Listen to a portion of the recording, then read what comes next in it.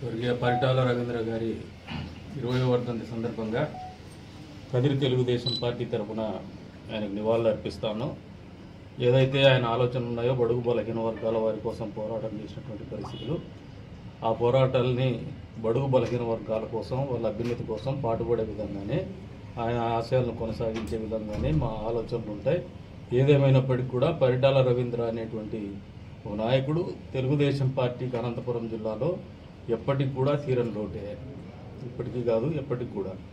ఎందుకంటే ఆ రోజు జరిగినటువంటి రాజకీయాలు కానీ ఆ రోజు ఉన్నటువంటి పరిస్థితులు కానీ ఎదుర్కొని నిలబడినటువంటి మహోన్నతమైనటువంటి వ్యక్తి.